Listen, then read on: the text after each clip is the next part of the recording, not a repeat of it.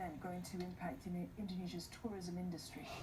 Well, the main impact of the Indonesian disaster is yet to be quantified, but you need to look at it in the larger context of the Indonesian economy, which is a $1 trillion economy. The tourism industry in of itself may be disrupted in this region, but the tourism industry in totality will face very limited disruption because it's a vast country of almost 300 million people.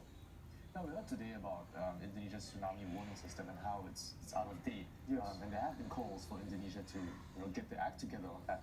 But nobody's really talking about the costs to overhaul the system. Can Indonesia afford to do this? They certainly can. It's a vast economy with a $1 trillion GDP. The impact of the 2004 disaster was estimated at $15 billion. I would think that the tsunami warning system, the cost of it is considerably below the $15 billion that they suffered in 2004. So an economy as advanced as Indonesia can certainly afford it. Market watchers are also looking at what's going to happen with the Indonesian rupiah, the currency, as a result of this. It's already one of the worst performing Asian currencies this year. It's had a big sell-off. Do you see this event impacting the nation's currency further? It could complicate the whole currency situation.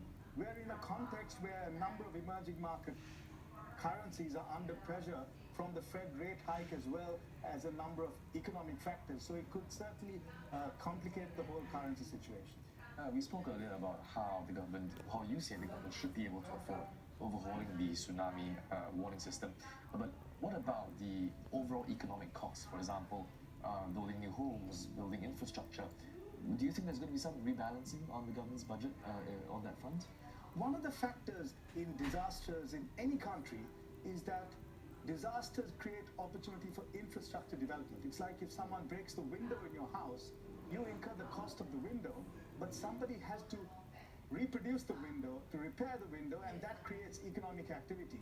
Hence, there could be an upsurge in infrastructure spending in this region and the country as a whole as they recover from this terrible disaster.